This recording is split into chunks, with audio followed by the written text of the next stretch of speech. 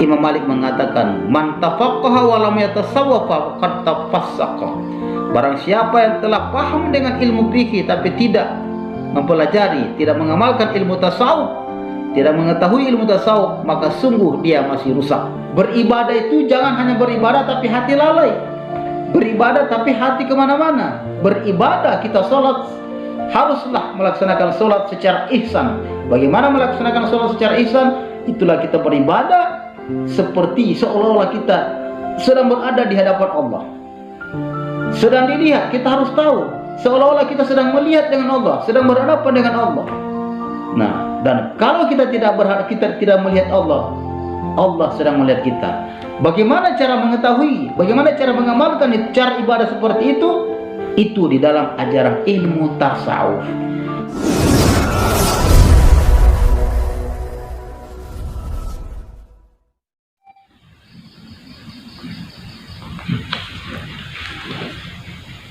Assalamualaikum warahmatullahi wabarakatuh.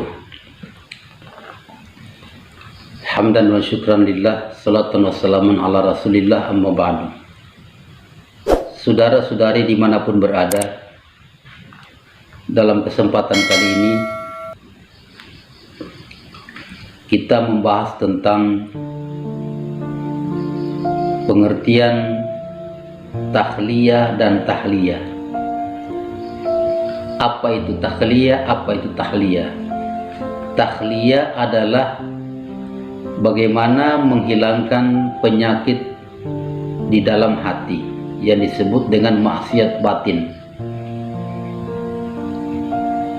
Tahliyah adalah bagaimana caranya menggantikan penyakit itu setelah hilang, diganti dengan sifat yang terpuji di dalam hati. Jadi dua pokok ini kita bahas di sini. Disebut dalam kitab ini, mari kita simak sama-sama. A'udzubillahi minasyaitonirrajim. Bismillahirrahmanirrahim. I'lam ayyuhal murid annahu yanbaghi laka ba'da taubati an tatakhalli 'anil awsafil zimiyah li'anha najasatun ma'nawiyatun la yumkinu taqarrubu biha ilal khadratil qudusiyyah ilahiyah. Ketahuilah wahai para penuntut, bahwasanya sebaiknya bagimu setelah engkau bertobat bahwa engkau membersihkan dirimu daripada sifat-sifat yang tercela, karena bahwasanya sifat tercela itu merupakan najis yang abstrak, yang tidak nampak, najis yang tidak terlihat, yang tidak mungkin, la yumkinu taqarrubu biha ilal khadratil qudusiyyah ilahiyah, tidak mungkin seseorang dapat mendekatkan diri kepada Allah dengan adanya sifat yang tercela tersebut.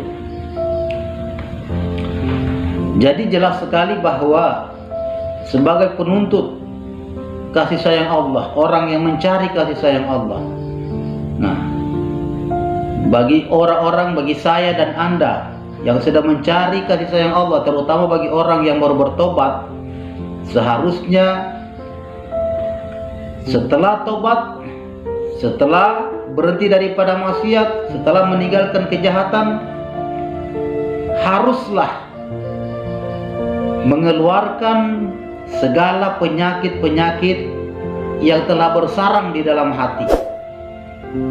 Sifat-sifat yang tercelah yang telah sering dilakukan di dalam hati harus dikeluarkan.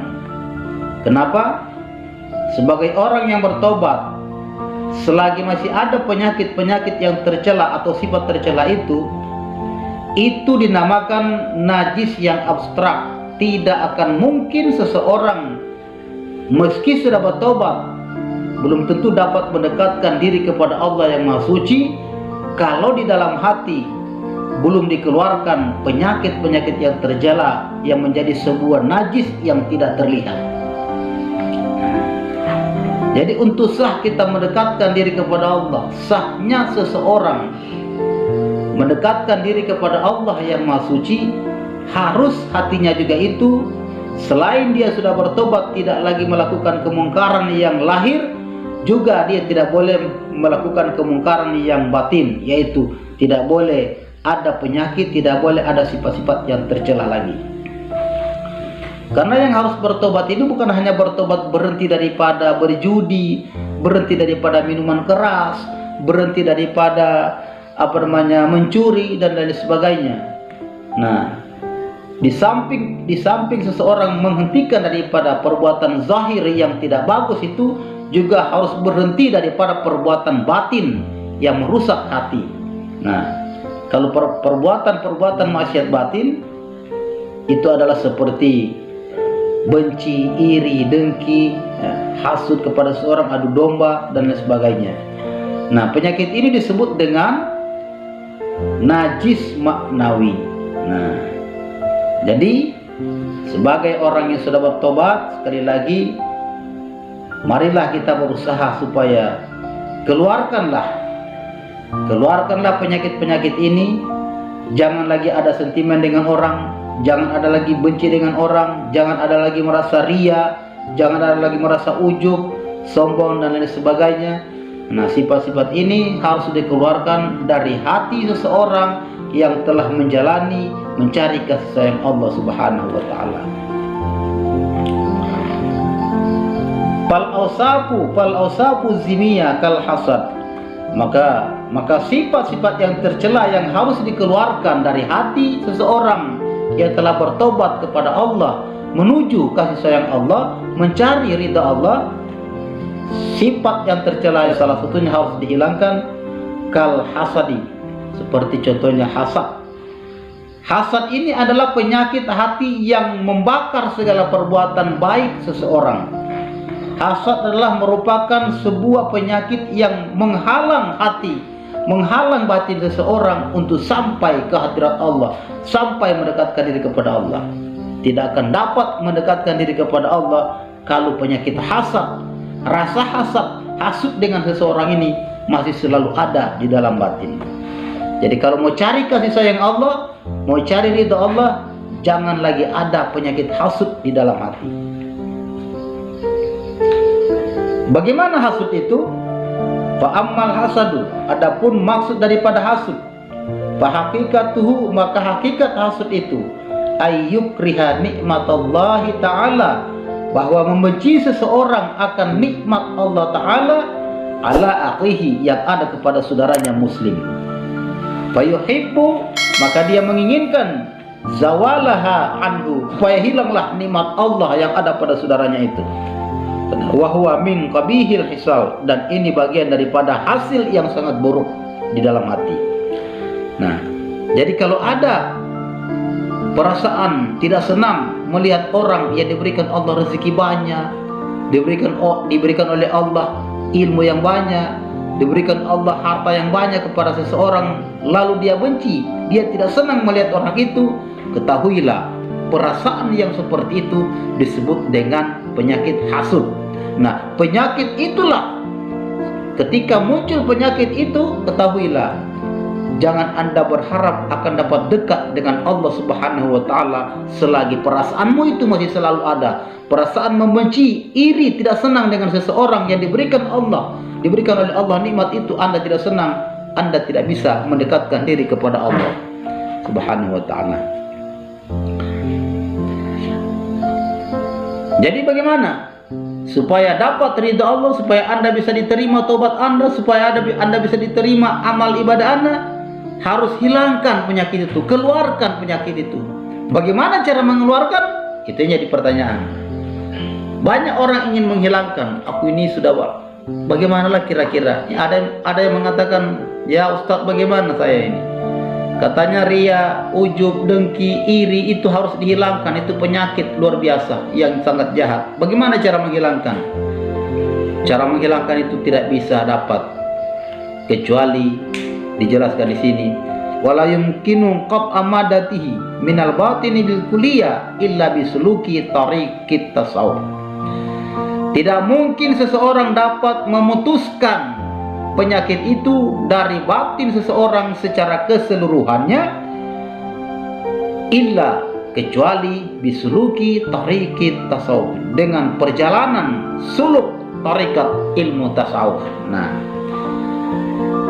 jadi kalau Anda bertanya bagaimana cara menghilangkan ini penyakit ria, bagaimana cara menghilangkan penyakit hasud, bagaimana cara menghilangkan penyakit dendam, bagaimana cara menghilangkan penyakit hubbud dunya, bagaimana cara menghilangkan penyakit sombong, menghilangkannya tidak lain adalah dengan penerapan suluk, amalan suluk di dalam istilah tarikat ilmu tasawuf.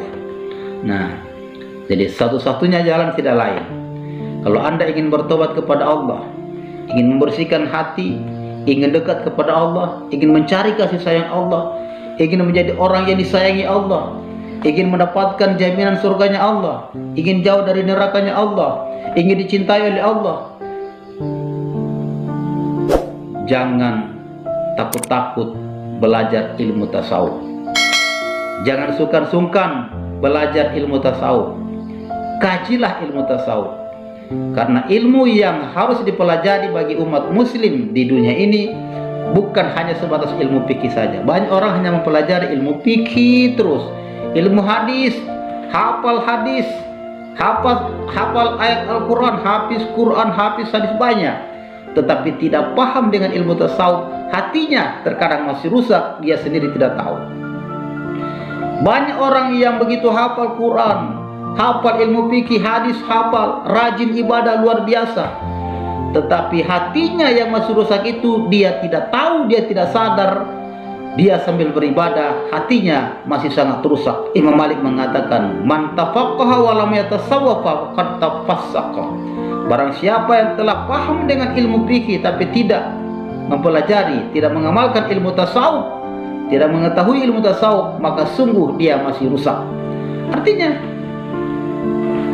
apa?